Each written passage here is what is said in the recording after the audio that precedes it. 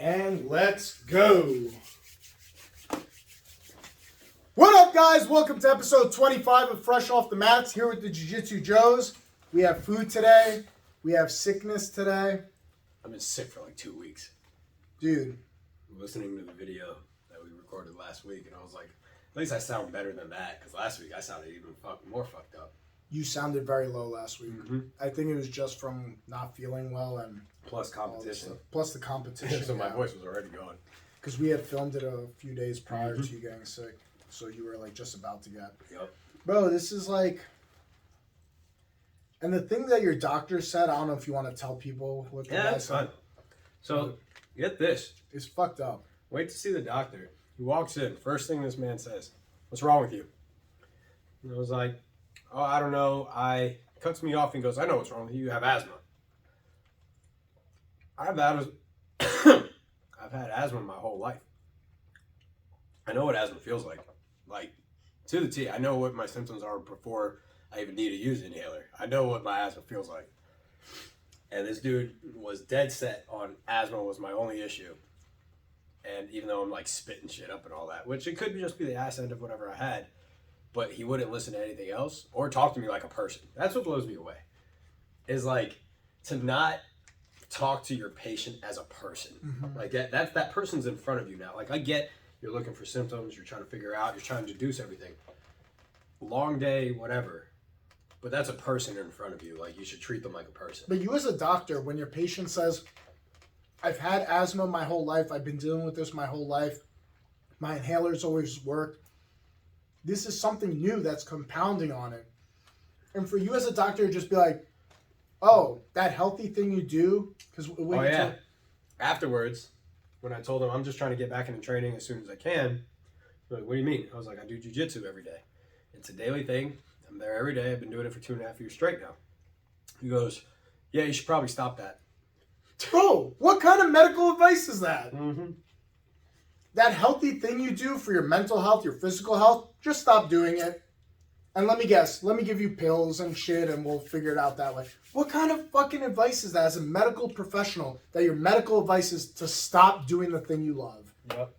I mean, bro, it's insane. It's almost like you told the guy, I've been doing heroin. Then I would understand, like... That's how I felt like. It felt like I was telling him that I'm like on drugs or something. When I was like, no, I just do jiu-jitsu. I'm just trying to get back into training. But like, how soon? And that was the thing. I was like, how soon can I get back to being training every day? He goes, I don't think that'll happen. Like, bro, like, this is insane that you are in charge of the health of other people. Yeah. You're a professional. You went to school for this. And you're saying... Oh, this physically fit guy, this guy's been healthy majority of his life. You know, he's doing the right things. I'm going to tell him to stop doing the right things for whatever medical reason. Take these meds. Bro. Take these meds. Don't do physical activity. Just take these meds. I mean, what world are we living in that this is the medical system? Like, that's what when you told me that, she was just like, where did he get his medical degree? Fucking down the street? This makes no sense. Yeah. I couldn't believe it. I was like, dude, you told me that, and I was in shock. I was like, don't ever see this doctor again. And you got like the freshest version, because obviously it just happened, right? Once I sent you that recording. Yeah. You're like, dude, the whole conversation just blew me. Like, no matter what, when a doctor tells me to stop doing the healthy thing, and I get it, when you're sick, like, that's why I specifically asked, how soon can I get back to it? And when he told me you won't be able to, you should probably just cut it back. Like, dude, so you're telling me to just change my whole entire lifestyle because of the one instant? And again, he never looked at me. The one time he physically looked at me in my eyes was right after he was checking my chest. And he was like, yep, I hear the wheezing. Like, yeah, you hear the wheezing. I told him, I was like, yeah, I have asthma. Like, you're going to hear. I get the common cold. My asthma acts up. Like, that's how long I've known my asthma. Like, anything that I get sick with, my asthma is going to be aggravated. I know this. He couldn't tell you had asthma by just looking at those cheeks. Because you got that ass. Shut the fuck up. Mom. Ass. You're an idiot. Ma. You're an idiot. No, but seriously, that was an insane thing. I couldn't believe when you sent me that voice note of what happened. I was like, what the fuck are we talking about, dude? Like, what kind of doctor is this? Yeah. And this guy probably gets paid really well. Yep. to make those kinds of judgment calls. And then we wonder why America's fat as fuck. Because you got idiots like this saying, Telling people to stop doing physical exercise. don't do physical healthy things. Here, take meds. Take drugs. Don't be healthy, take drugs. Bro, the world is ass backwards. That's what blew me away. The fact you told me to stop being physically active.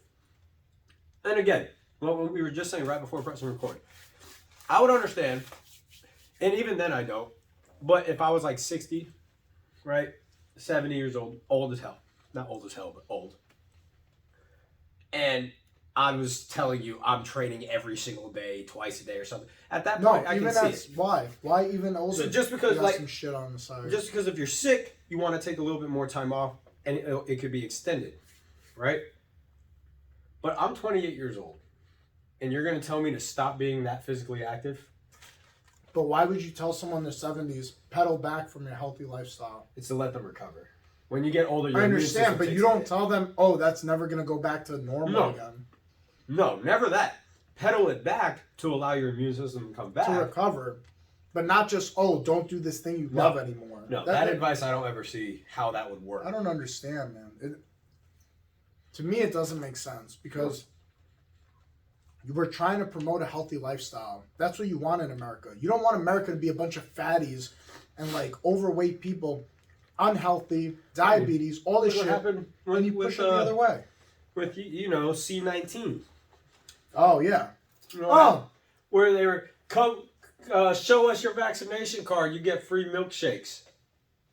And you know what's crazy? Is that back in the day, if you said this was leaked from a lab, people were like, you're a conspiracy theorist, blah, blah, blah, blah, blah. And they just came out that it was leaked from a lab. You know, bro. You know what I don't get about that? Those pictures were floating around the second it came out. So I was like, how is it now? I never understood. Confirmed? How is it now confirmed when it was like, I figured it was known because that was ground zero. Bro. It was known that it was ground zero. Bro. That's what confused me. When you hear whispers and rumors, it's like, how do I phrase this? There's always a shred of truth to something. Like behind every rumor, I'm not saying rumors are always true. I'm not saying but it's coming from conspiracy theories. But there's always a shred of truth, a little bit of truth that caused this all to happen.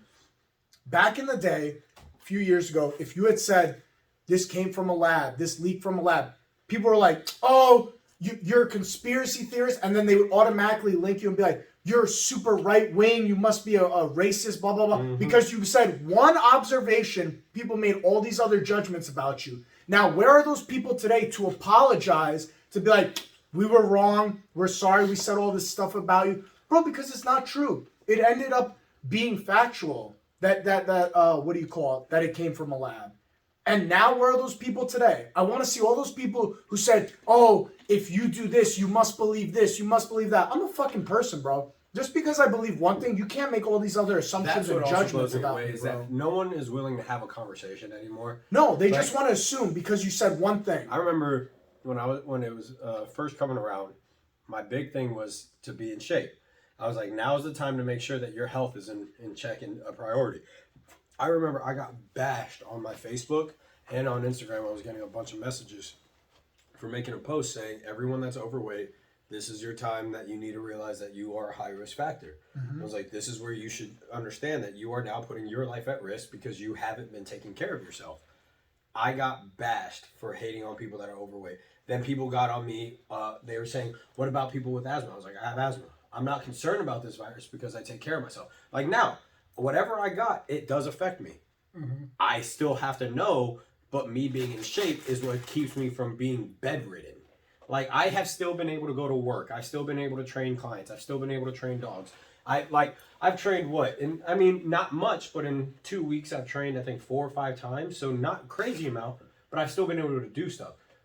If you're overweight and you're out of shape, it's compounding factors. Yeah, it's going to knock you out, make you bedridden, and I was saying smart enough to realize. I got so much hate for saying that, and of course, the people that were hating on me were all overweight, and the only other person that wasn't was someone who was an EMS person, and they were like, "You don't understand the people I've seen." I was like, "Granted," I was like, "Listen, your argument is great. I understand where you're coming from because you physically have to see these children, these young people that aren't supposed to be high risk, affected." But those are also the outliers. And my biggest thing when I have an argument with someone or a debate or a conversation, you cannot base your opinions off of the outlier, because that's not accurate. Like, you're going to take the 1% and say that accounts for everyone else. Yes, you're seeing the children, but when you put it in statistics and you math it all out, if the 99% are falling in this one category, you can't use that 1% anymore to base your whole argument off of. No, because you're cherry picking your argument. Yeah. You're saying like, oh, because this one case where this one thing happened, bro, there's a one in a million case for every situation that's ever happened in life. And the hard part is when you're in the field. Because at that point, that's where you have to learn how to do that step back. Right? Where it's like, all right, I understand. If you're in a hospital, you have to see it. I'm in a hospital. I'm obviously going to see all of these cases, right? Yeah. I'm going to see the hospitalizations. I'm going to see the deaths. I'm going to see the surgeries. I'm going to see what the breath, the like the iron lung stuff and all that, whatever it's called. I forget what the machine was called. But you're going to see all these things. But it's because you're in that setting. Yeah. But how many people, the normal civilians, the normal people, are going to go out and see the healthy person have to get hospitalized? It's going to be rare, because that's not a thing that they're always going to be exposed to. And yes, you're going to see it, but then you have to math it out. How many more elderly people? How many more obese people? How many people who are unhealthy already with these predetermined factors are the ones that are taking over? Dude, to me, I think it was the biggest misstep in our culture, because this was a moment for people to step up and be like, this is the moment. This is the final stand where we realize as a society, we are super unhealthy, and the path we're going down doesn't lead to anything good. I'm sorry. Nope. There's not an overweight motherfucker out there who's like, this is the most optimal way to live my life. You know why? Because if you gave them the option the next day, hey, tomorrow you'll wake up fit and you'll wake up in shape, they would take that option in a heartbeat. Don't lie to yourself and say, oh, no, I would never take that option. I would stay the way I am. That's bullshit. Everybody saying that is lying to themselves. And we've talked about this often. Like, this is something that constantly comes up, but it's just because there's a realization that people have to have. It has to be reinforced. Yes. It has to be brought up numerous times. And that's the thing, where people, they don't like hearing it. That's what blows me away, is they don't want to hear that confrontation with it, but it's like, because it's hard. Yeah, and that's where I saw. I know people hate this man, and if his charges are true, then like fuck him too. But Andrew Tate. Oh yeah. If the charges are true, listen, nobody's perfect. We're not sticking up saying we defend Andrew Tate. Especially if his charges are true. Yeah, if the guys, yeah, but no one's saying he's perfect. But you can't say that because of the one bad thing that he does in his life, that everything he's ever said is wrong. Yeah, because it goes back to our argument if you said you were against the vaccine, that people made all these other assumptions, that you're an extremist, you're super right wing, all this other stuff, which isn't true. But like, he did go on. Sorry, I just wanted to say that just because of one thing doesn't mean you cancel out everything else somebody talks about. I just saw a post. One of the things he was saying is a guy was asking him. He was just like, "Hey, what's the easy way for me to get a six-pack?" And he was just like, well, I want a quick way to get a six-pack. Like, what would you recommend? His response was, he's like, why do you want it fast? Why do you want it easy? Yeah. He's like, you get nothing out of that. You won't get the pride of having it if you did it the easy way. You won't be satisfied. You also won't know how to keep it if you get it the easy way. Like those people who get the surgeries and then they get the liposuction and they do all this and they're like, look at me now. And it's like, yeah, but you didn't build the habits. Yeah. You didn't build the discipline. You didn't build anything off of that. And if you don't appreciate it, it's not going to last forever. No. Yeah. Because if it was just handed to you, it's just like, that's why most people who win the lotto, the second they win the lotto, boom, they're broke. Yeah. Like they go broke because they didn't learn how to actually handle money. They didn't start with that brokenness, earn their way all the way up to millions. It was boom, hey, now you're a millionaire. Have fun. Yeah. It's like, good luck, man. The world's your oyster. Go do what you want. And at that point, they go broke because they have what's called broke people mindset. What do a lot of broke people try to do? They try to look rich. Yeah. Most broke people who end up becoming rich, what do they always start saying? I had to dial everything back and I had to live below my means. And then they learned how to do that, and then they started stacking their paper. And then they realized, oh man, now I'm really rich. I can afford everything I want, but I still live below a certain means. Yeah. Like, I'll never forget listening to one podcast. This guy said he's a big supercar buyer. He loves supercars. That's his thing, right? And this guy's a multi-millionaire. I think he's a billionaire, actually. But to this day, he has a rule. He will not buy anything unless he can buy it 10 times. Mm-hmm. Anything. So if he wants that car that's $1 million, he has to have $10 million come in For for him to buy that one car. It's a good rule of thumb It is. because the problem that people get into, and I think this goes back to what you just said a couple of minutes ago, is these people that win the lottery, they don't incrementally build up their life. So it's not like I have a piece of shit car, then I get a Honda Accord, then I get a I don't know, what's a middle of the road car, then I get a Lexus, then I get a Mercedes, then I get a BMW, then I get a Lamborghini, then I get a Bugatti. People who win the lottery go from having no car to, oh, I'm just going to get a Bugatti. The problem is you don't realize to do an oil change on a Bugatti is thousands of dollars. Like $45,000 or something. Yeah. Hold on. Look that up. Look it up. The insurance on a Bugatti is thousands of dollars a month compared to a couple thousand for a whole year. Yeah. You're now spending it a month. And when you don't realize these incremental things matter, this is where like rappers and like people who win the lottery get into trouble is they go out and buy 10 Lamborghinis. And the problem is now you're paying 10 times the amount of insurance, which one of their insurance is 10 times the amount of a normal insurance. So bro, people don't understand this and they dig themselves into these holes way too fast before they could climb out. What is it? $20,000 to $25,000 God! for one oil change. Damn, dude. One oil change. Depending on the model, $20,000 to $25,000. The cost of a car. The cost of a car. To do an oil change on a car. That costs more than my car. My car cost $18,000. That costs more than my car too. My car was $18,000. Mine was brand new, costing $18,000. That car, one oil change for a Bugatti cost more than my car. That is fucking crazy, dude. That is crazy. But it's what you're saying. These people don't understand that, and that's also the thing when people say that. Oh, like what's your supercar? What's your like dream car and all that? It's good to have those dreams, but the reason why you want to shoot so high is because now you got to earn all that. It's like when you get up to it, just like you said, I'm going to earn it. I'm going to learn what it costs to do that. If I don't know what it's like handing a 16-year-old a Bugatti. Yeah. If they've never had an oil change on a normal car, they're not going to realize what the fuck to do. No. Like that's crazy. It's like God mode in video games. You know, that's you will never like a video game if like you could just flip a switch and just be indestructible every single time and win every level. No matter how much you fuck up, you'll always come out ahead, and you won't appreciate the video game. It won't be a fun video game. And that's the thing. It's true, and it's I don't know, man. It's crazy to think.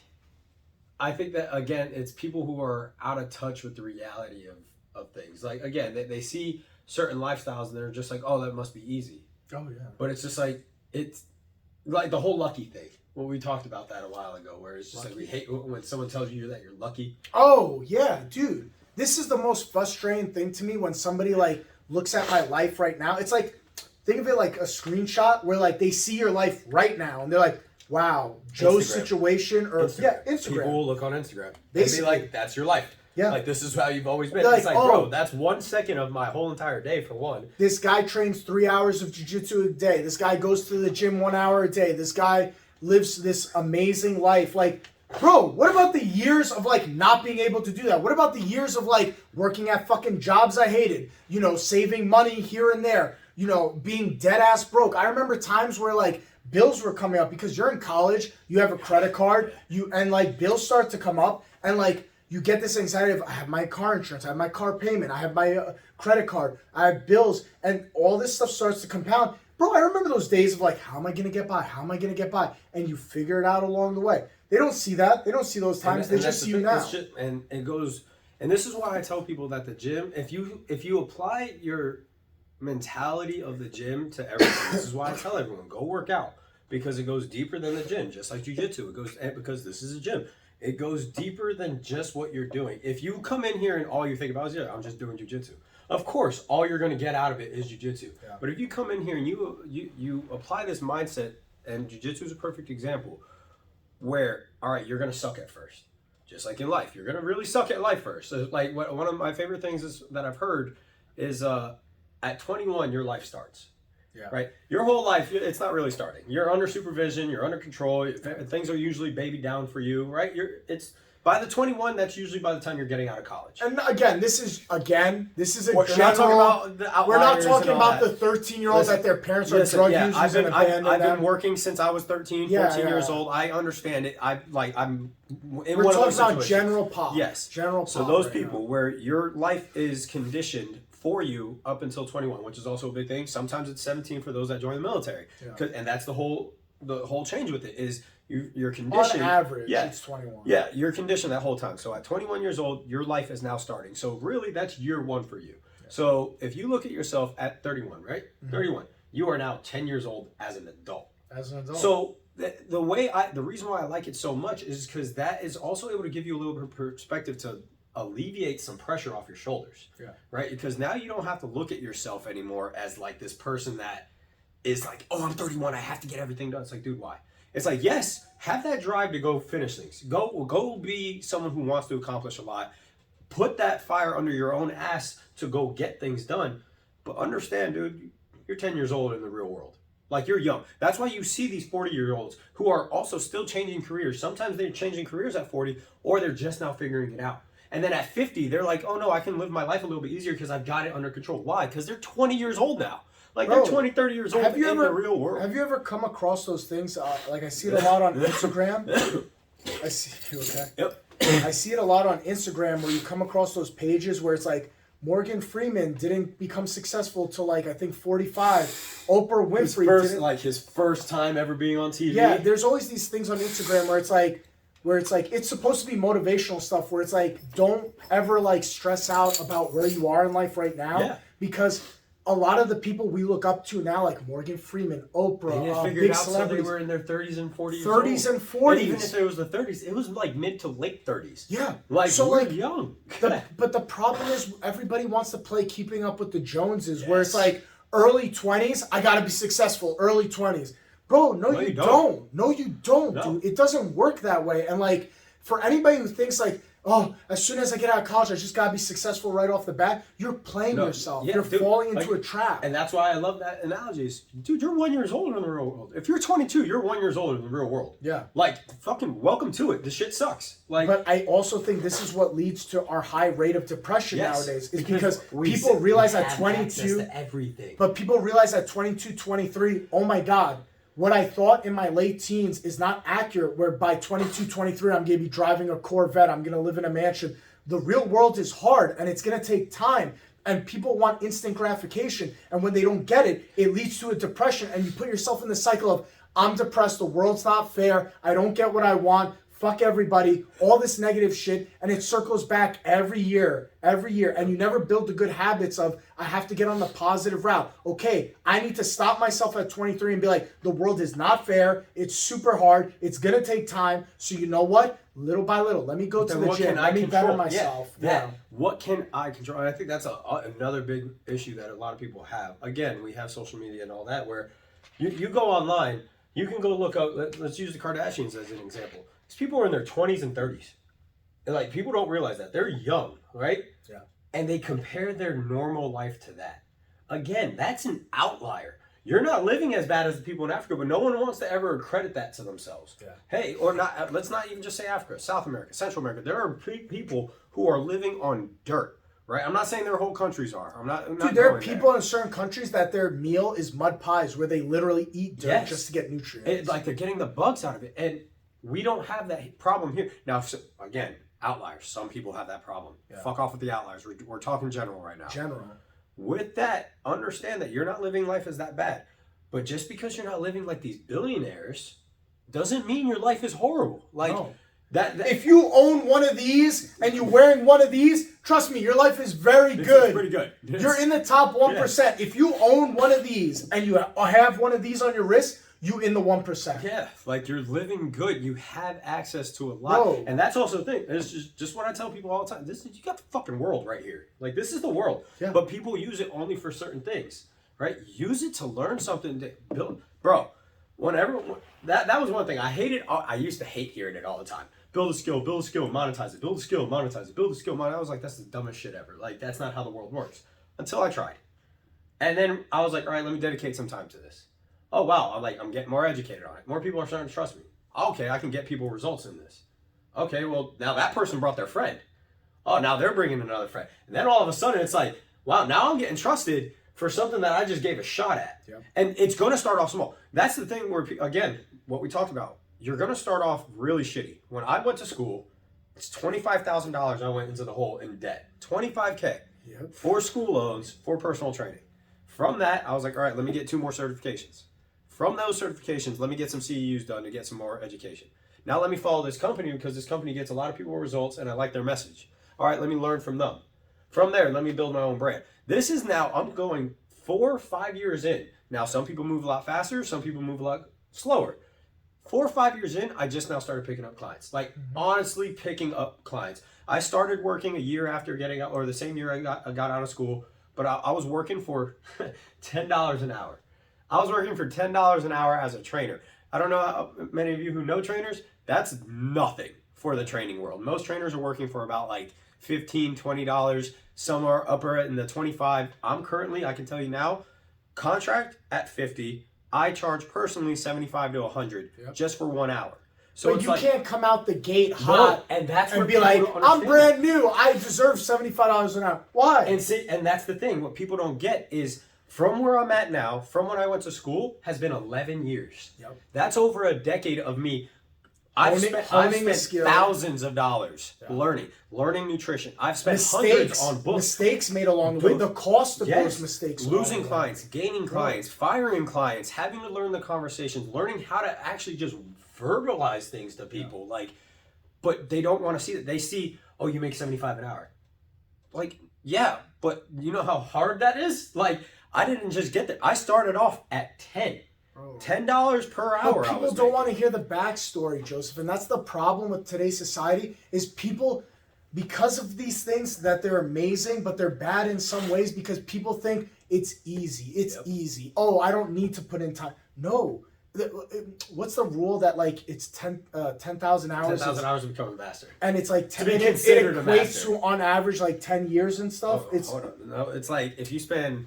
Because think about like people are like, oh, you could be a black belt in 10 years in jiu-jitsu. Like it's always this year of like 10. Yeah. It's always about 10 years to like hone a skill and become sharp in it. Let me tell you something.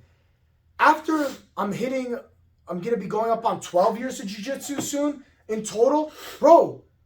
I still feel like I'm just getting to the start line. Yeah. 27.39. If you spend 1 hour every single day doing something, 1 hour every day. Focused dedication. That's also the thing too that a lot of people mistake. Is they'll be like, "Oh yeah, I am practicing." Are you? Are you? Is it intentful? Are you actually showing up and doing what you need for the to do whole hour from minute 1 to 60 to get better at that skill? Tell you them, spend tell half them. an hour. It will take you to hit 10,000 hours if you spend 1 hour of dedicated time. 27.39 years. So 27.4, 27 and a half. 27 and a half years. Every day. For 27 years. To get to 10,000 hours. That's to be considered a master at something. Now, Grant, look at us for 3. Like, I'll do the math for here. 3 hours. Just divide it by 3. Yep. Just divide 27 by 3. 27 divided by 3. It comes out to 10. So where we're at, to technically count as a master. To get 10,000 hours. That's training every day. That means you can't miss a single day. Yeah. So like, which I'm gonna be honest, bro. I don't train 3 hours every day. Bro, Sundays I don't train at all. Saturdays I only train 1 hour. So it averages out to like 11, 12 years. Yeah. So, and that's the thing. What people don't get, they want to skip. No, you can't skip. No. There is no that's the thing. It's like you're gonna get sick. Life will get in the way. So you have to understand. There's gonna be these hurdles that you have to jump over. And you're not going to hit this master. And that's also the thing. It's the society. We talked about this with Fabio, who's been doing this, 34 years now? Something like that. So technically, 34, 35 years, he can count himself and truly say he's a master at this art. Oh, yeah. He will never say it himself. No, but I was going to say, that's the good thing. Yeah. He will never say it himself. Yeah. Because when you get to that level, there's a point where you'll realize, no matter how many hours I put in, I don't know it all. Because what's going to happen tomorrow? Something new is going to come out. Yeah. You don't know that. The good thing about our phones and having access to the world is there's someone out there just in the middle of nowhere recording themselves doing something. They're going to post it, and it's going to become the new thing. Yeah. And then that's going to take over. And then it's something else that the guy who considers himself the master can learn. But it's good to have these aha moments of, oh my God, I never thought of this thing. I'm not 11 years doing this sport, jiu-jitsu, and like, even to this day, I'm like, oh shit, I never thought of this. Oh shit, I never thought. Oh my God, I can't believe I never thought of this little detail. And it's a good thing. That's what you want. You don't want to be the guy who knows everything. If you're the best guy in the room and you know everything, you are in the wrong space. Yeah, you're in the wrong space, dude. Like, at that point, you might as well say you want to lead a cult. Yeah. Just say that you want to lead a cult at that I never point. want to be that guy. I want to be the guy in the room who like is learning from other people. And that's why I tell you guys all the time, bro, just because I'm a black belt doesn't mean I can't learn from a blue belt, doesn't mean I can't learn from a purple belt. Shit, a white belt could come in here and be like, hey, professor, what if you do it this way? And I'll be like, God damn, that's really I know, there was cool. that one day I never you even, put me on the spot. It was like, I think I only had a stripe or two on my belt at that time for blue. And you put me on the spot. It was just one little technique I did with my arm. Yeah. I fed it through the leg, and it's order to pin their legs down while I go to pass. Yeah. And it was just to stop it. And you were like, you're going to teach that to the class now. And I was Yeah. like, what the hell? I was like, you're the black belt. And you were like, no. You're going to, oh, you were brown at the time, I think. And you're like, no, you're going to teach it because I haven't thought of that. That's good. I like it. You go teach it. Yeah. And the it's more like, I played with, I was like, oh shit, this works. Oh shit, this works. And bro, you have to put yourself in the position to be humble enough to be like, that too. I don't know it all, and someone can show me something. But today, with these cell phones, with social media, no, I gotta be the best. I gotta know it all. I gotta be the king of the castle. And that's nobody what the can problem teach is. me you shit. have to be the fuck are you talking about? and it's hard. I will say it is something hard. That's not an easy thing to pedal back and be to humble. pedal back, and that's again where jiu-jitsu comes into play in life. Is you have to learn to show up every day. If you really want to get good at it, you have to show up. What does everyone say? Mat time. Mat time. Mat time is what it's matters. so cliche, but it is what it is. And I saw a great argument for this because everyone's recently talking about they're seeing these brown belts or these purple belts or these blue belts beat black belts in these divisions and all that. They're like, all right, how many times was that black belt training? Has that black belt actually trained every day like you are as that hungry blue belt? Yeah. Are they? Or are they going to this competition saying, fuck it, I just want to compete? Bro, you could People easily don't know go that. to a competition as a blue belt. You're about to be a purple belt in a few months. You could easily go to a competition training 3 times a day for the last, how long you been training? 3 years, 4 years? 2.5. Whatever. And the fact that you're training 3-4 times a day consistently versus a guy who does this casually and because he's had 8 years, 9 years and is a brown belt or a black belt, but he just does it casually, doesn't mean you can't If beat he shows him. up 1 to 2, 3 hours a week, Yeah. I do that in a day. Yeah. Like and I'm not stroking myself there. No, what it is. but it's a fact. It's that understanding, Yeah. and that's what people don't get because I've seen this argument a lot, and they're like, let's promote faster. If a guy wins a competition, he deserves to be promoted. No, because again, what we talked about in the beginning is you have to earn the stripes up there. Yeah. And earning our stripes, legitimately earning stripes in jiu-jitsu, it's from showing, can you understand it? Can you teach it to someone? Yeah. Just because you can beat people in a competition, that doesn't mean you're going to be a good belt at that. Like, yeah, cool, you have the belt, but can you teach someone? Can you pass out? I know Fabio talks about it all the time with us. He goes, he looks at all of us as people that he wants to pass on jiu-jitsu, which is what the end goal should be for anything you do. Again, it doesn't have to be in jiu-jitsu. It has to be in your life. If you get to be good at something, cool, you're good at it, but can you teach someone? Because you're going to die. Like, understand that realization. At You're some point, you're I'm gonna die. And like the kids that we teach in kids class, I'm hoping that they've downloaded enough knowledge from me where they could teach it to someone. My goal, like, I'm 31. I realize I only have 4 or 5 years to be competing with people like young people. Like, you know what I mean? Like, adults division. It starts, no matter what, you will start slowing down. Once you get to 35, 36, it's going to be hard to compete with the 21-year-old, the 22-year-old. The body slows down. This is natural part of life. So I realize I only have a few years left where I'm competing with regular adults before I have to start moving to like being more serious about doing Masters, Division 2 and 3 and 4. Whatever. We'll get to that bridge when we cross it. But my objective now as a competitor is 2 sides. It's being Joe the competitor, but it's also being Joe the guy who has to download things to other people's brains faster. So that way, okay, Mario doesn't fall into the same pitfalls I fell into because I could just show him this bridge right here where he goes across we had that conversation where you were like, because I remember I was giving you hell about something where I was like, I've only been, and this was like a year ago, I was like, I've only been doing this for 1.5 years. He goes, yeah, I've been doing it for 10. So that means you have to get it all in 5. Yeah. Because you're like, I learned my mistakes, so now I'm teaching you not to make those mistakes, so you need to get it in half. Yeah. Now, obviously, it's the wordplay of that half time. But it's that understanding that I made mistakes so I can teach you not Yeah. to, so that you can get it faster, Yeah. which is how it should be. And there's also that whole thing where people gatekeep. Don't be a fucking weirdo. No, don't Like, be don't be a that guy fucking who's weirdo. like, oh, I see the young 21-year-old and you're 31. You're like, oh no, I'm not gonna show this guy anything because I don't want him to surpass me. That's bullshit, Bro, dude. let him surpass you. Yeah, Like, that's that not- should make you feel fucking That's great.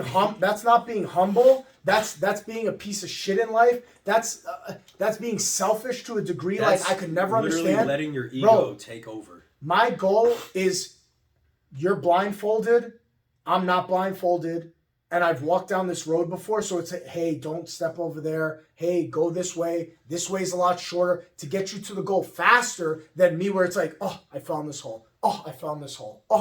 You don't want it to be that way. Because if I could get you up to speed with me, then we could have this back and forth where like, okay, I got you up to speed with me. Now you stop a thing I do. That forces me to grow. So now I have to do this thing to beat what you do. Then you have to do this thing to beat what I do. And then we could start, okay, building each other up little by little. But if you're here and I'm here and I never help you get to here and I just keep you down there and I just smash. You're always there. I'm always here. And I have the potential to be up here because if I just brought you up to here and we played this game of back and forth, we could be so much better. But because I want to keep you down here and I'm going to stay here, I'm just going to stay here. You're not going to grow. I'm not going to grow. And we could have been way up there. Yeah, that's not a good life at that point. It's you've gone nowhere, and you don't want to end You your clowned life. yourself. Yes, in a exactly. way. What's the meme with DJ Khaled? You played yourself. You played yourself. Bro, you played yourself. Yeah. You had the option to be up there, but because you want to be selfish, you stayed right here. And cool, you're king of like everybody, but good fucking job. You did nothing to One of my improve. favorite things that you say all the time at the end of you've said it now at the end of every competition, where you're like the biggest pride you get out of comp is you won't ever care if you never get gold again. You care if the whole team would get gold. And at that point, like that's where you know that you're in a good coaching standpoint, but that's also the gym is good because you know at that point the coach, like you as a coach, you give a fuck about your guys. You're like, hey, if I win, what the fuck do I get if you all lost? That means that there is no build up happening. For me personally, okay, we go to the last competition. It was 13 adults. Which our guys did fucking amazing last Yeah, time, which they is did awesome. amazing. We had gold medals, we had silver medals, we had bronze medals. The team did amazing overall. And I told the guys, I'm super proud of them because if 13 guys go to compete and I'm one of the 13, if my 12 guys lose and nobody gets medals, everyone gets smashed, destroyed, and I got a gold medal, that means nothing to me. I'd rather have it be the other way, that all 12 guys got gold medals and I didn't get shit because the team did amazing. I know that, okay, what I taught these guys actually worked because they were able to implement it and use it to prove that what I'm teaching works. It's and effective. It's helping everybody grow. For one guy to succeed and the rest of it, oh, look at me, I'm amazing, I took gold. All the other team, whatever, who cares? No, I would be more disappointed and more mad at myself to be the only one with a medal and my guys not to have shit than the other way around. I'd rather me take a step back, you guys go forward, get the medals, and if I win, great. If I don't, I don't care. But I'm there to make sure that the guys get medals. And the guy I talked to in Nogi, the guy who beat me in the Nogi at the competition, he was saying to me, because we were waiting to go up. It was me and him waiting to go up. And I had to go run and coach and come back. And I'm like, hey, are we up yet? No, we're not up yet. And the third time I came back, I was like, hey, man, are we up to go yet? He's like, no. He's like, you're still coaching guys? I was like, yeah. He's like, dude, you have to get your mind right. We're about to go out there and compete. I was like, bro, it's more important that I go coach my guys and I go out there with you. And if I lose, I lose. It's not a big deal. But my guys have to have somebody there to be coached. It cannot be, sacrifice Cayman, sacrifice Chris, sacrifice these guys. Who cares if they get coached? I got to worry about myself. That's the wrong way to go about it, dude. That's the wrong way to go about it. And you need to understand that if you're, that doesn't just come in the sport of jiu-jitsu. Like I can tell you now from the personal training realm, if even in dog training, like the way I approach all these methods is I give you so much knowledge because I want you to succeed on your own as well, which is the same thing here is, yes, it's great to have a coach, but then what happens if you didn't have a coach? Yeah. Like, can you still implement what you're learning? Can you still understand what's going to be said? Can you do what you need to do under that pressure, even without the coach? And that's the goal, is no matter what, you need to be able to build yourself. And again, Jiu-jitsu has so many life-building qualities, which outside of self-defense is why I tell everyone to go do it. Because right once you start understanding, again, you're not just walking in the gym like, okay, I'm just going to train jiu-jitsu. Think about how it affects your life. And the same thing, if you go into a normal gym to go lift weights, it's the same thing. Do you have habits to get you somewhere every day, to push through something that you don't want to do, something that's going to be uncomfortable, something that's going to have to push you? I think coaches and trainers, they get too much in their head about like, I'm important. Like, you know what I mean? I'm important. And I think if you're, and this applies not just to jiu-jitsu, but this applies to CrossFit, or it applies to lacrosse or football or whatever. Whatever you're a coach in, whatever the sport is, even personal training, you need to put yourself aside. You're not the priority. Your client's the priority. Your team's the priority. Your people you teach are the priority. You have to realize that when you're a coach, you're floaties. That's what you are. Yeah. You're floaties. You're a floaty. The I'm a close for floaty. one day to get taken off. Yeah, we're floaties. We're there. I'm there as a floaty to make sure my guys could swim while they're learning how to swim. And then one day, the floaty disappears, and you got to be able to swim on your own out there. We got to understand as coaches and trainers, we're just floaties. We're there to keep you up while you learn the skill. And once you could swim on your own, take us away, and you're good to go. We're there to make sure you don't drown. But nowadays, coaches and trainers, they think, oh, I should be credited for this, and I should get credit for this. That's not your role. No. That's not your role. If that's the way you're thinking is me, it has to be my spotlight. You're gonna die. You're gonna die out off. soon. It will die out. That's the thing. You cannot last with that type of mentality, because no matter what, and it's been proven time and time again. We've talked about it. Being selfish in a sense can be good, but there's also there's a fine line between everything in life. If you are overly selfish to the point where everything you're doing is only for the goal of you, you will fail. Like, that's it. That's just how life, for some reason, turns out for everyone. If you are completely selfish, life will fail for you. You won't succeed in life. You're going to reach a certain point, but like, let's say if your only mindset is, I'm going to get as rich as possible. You get as rich as possible, but most of the time what happens to those guys?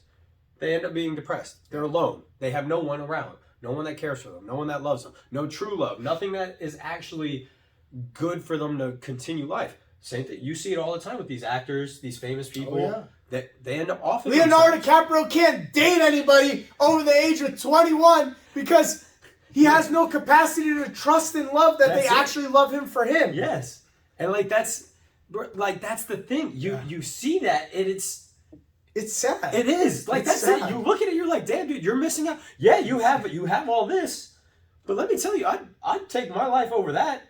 Like, bro, you serious? You can't live with anything? Yeah. You can't enjoy anything? It's tough because it's got to be a huge mental battle to just be like, I cannot trust, I cannot love, I cannot, because you've reached this pinnacle of like success where it's like, oh my God, like, I don't know if people like me for me or they like me because of where I am. I got the millions. Celebrities, it's tough, dude. Again, I'm not saying like, bro, if you said tomorrow, it's the same thing about being fat and skinny. Joe, tomorrow you could be a celebrity, you could be famous. Trust me, I know myself. Sure, let me be famous. You would. Nobody would turn it down. Well, the famous part I could leave out. Rich, probably. But if they said in order to be rich, you would have to accept the fame. I'll accept everybody in the world. So don't give me this like, oh no, I would never do that. That's what they say. People that do the money isn't everything. Shut the fuck up. It is. Trust me. You'll take the bad, which is not as bad as like the bad of being broke. So like you're like, oh, I'll take the fame. That's the thing. Again, when it comes to being broke, dude, I like having power. I like not power in like the sense of power, like electricity. I like having electricity. Oh, yeah. I like having water. I like having food. I like having a bed. Like, and people are like, oh, you can have all those things when you're broke. Yeah, but I can have it better. Yeah, you can have it better. You can have it easier. You don't have to worry about paying the electric bill. You just pay it. The hell, like, you can make your life so much easier. And I'm sorry, if someone was just like, dude, you want to go to fucking Italy tomorrow? Or how about tonight? Let's go, and we'll be back in like a day or two. Okay, like I saw your the guys you love to follow, the two bears. 2 Bears, 1 Kid. Tom Segura, those guys.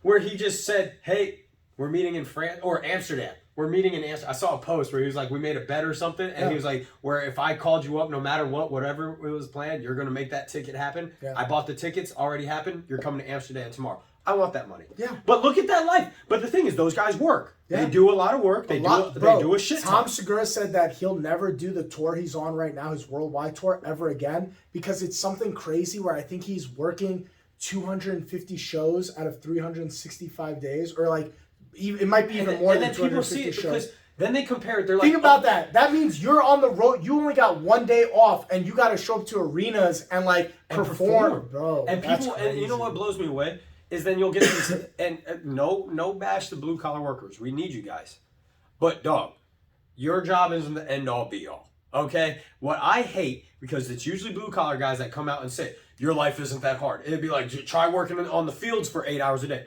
dude. You made that choice. That's also what I don't get.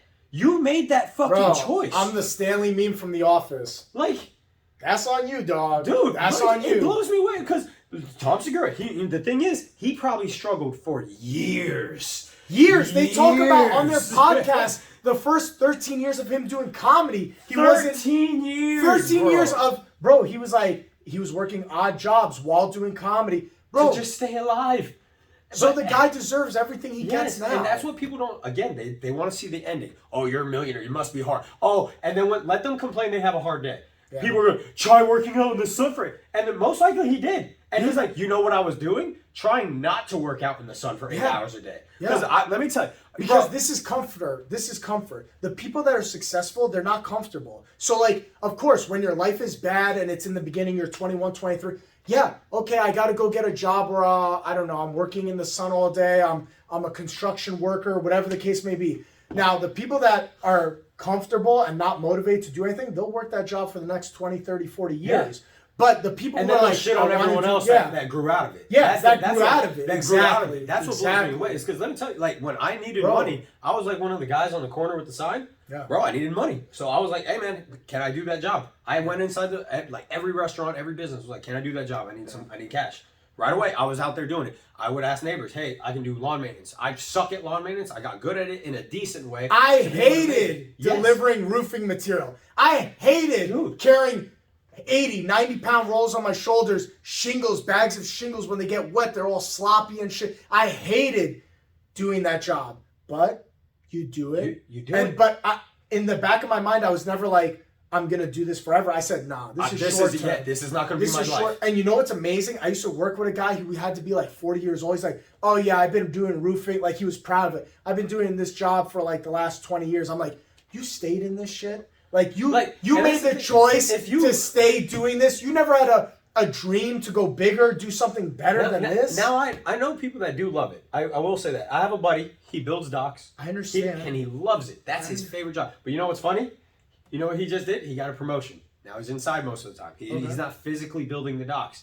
Once he got that promotion, he is still in the dock building world. Yeah. But he now does estimates, he gets pictures, he does the more paperwork. No, side this of it. guy was just a regular roofing delivery material guy. oh, This that's guy a was big not thing. Okay. making any advancements. No, he was see, doing the that's crazy. same job I was doing from day one. And I said, bro, like, not for nothing, you're in your mid-40s and you're delivering roofing material that's what you're and you doing. haven't worked your way into like an office See, position that's what I yet. mean. Like, My buddy, he worked his way up, and he and he was would someone always who be thought like, he would oh, always be dude, built. my back hurts, my back. And I'm like, No shit. you have no drive to do better in your life. Like, this is such a loser thing. It's to like do. part of it. And I feel like these guys have this weird mentality. It's like they have to be beat the fuck up in order to say that they did You're a something. man? Yeah, you're a man. You're a man because you're beating the shit out of yourself, dog. Like you know, like This I'd rather not. this whole thing, like, you know, we always joke around, make fun of like woke, stupid shit of like, you know, like, oh, like saying things like be a man and stuff like that. We always make fun of Yeah. it because whatever. But like, I kind of see it's almost like when an idea is good from the beginning, but it goes too far the other way. We're like, I kind of see their point of view on certain things where it's like, I don't have to kill myself to prove that I'm a man. Like, you know what I mean? Like the idea of being a man and like the aspect of like, you don't work 40 hours in the steel mill, so you're not a man. And so I kind of get their like woke side of it where it's like, yeah, I don't have to do that. I'm not an idiot. I don't have to I don't kill Like, myself doing that. That's all so the time. weird. That's weird for me. And I'm still a man, and I'm still people say that confident shit in who I am. Because you know what else that goes through my head is the way I view my life is I will always keep myself at the capability of being able to. Yeah. That's how I Oh, view it. yeah. I don't ever want to be the guy who, if I got called to go, hey man, I need help building up this roof, can you help? My buddy who built docks, he was like, if I need your help, because he started his own thing, he's like, if I need your help, can I call you? I was like, yes. And it's If I had to show up tomorrow at that roofing place and deliver roofing material, I would be able to. I would be able to. And so that's the thing. Be a man. Be able to do those things. Be able, yeah. Don't sit there and spend 40 fucking years and of your take life glory. Yeah. In the embracing the suck. Like, and if you like that. doing it, cool, man. But like, dude, don't down other people because their job is different. Because they moved on. Yeah. Because they moved on, bettered themselves. There's a guy. So again, I'll refer to him again. The guy that owns First Form. The shorts are from them. He stated his first 7 years or 10 years, he made a collective of like $53,000. Collective. That was his profit. That's what he made. Yeah. He was on doing construction on the side, painting out the white lines and shit on parking lots, doing construction, odd jobs here and there, manual labor stuff. And he was like, "No, I don't have to." Yeah. He's like, "I do it out of enjoyment." You'll see him or his brother. His brother will work on farms and do farm stuff because he thoroughly enjoys it. But the thing is, you know what it always goes back to? He doesn't have to. Yeah. If he wanted to, he could hire someone. But if tomorrow someone hit a reset button on his life and he had to start back there, he would do it again. And that's it. That's what people don't get. It's like you don't. That's being a man. Yes. Is not being like, oh no, the world's collapsing on me. What do I do? No, you be a man. You figure it out the next day. Yeah. And you'll go get it. Yeah, man. That's it. Dude, great episode. We'll see you guys next week for episode 26 of Fresh Off the Mats. Make sure to subscribe on Spotify and YouTube and go fuck yourself.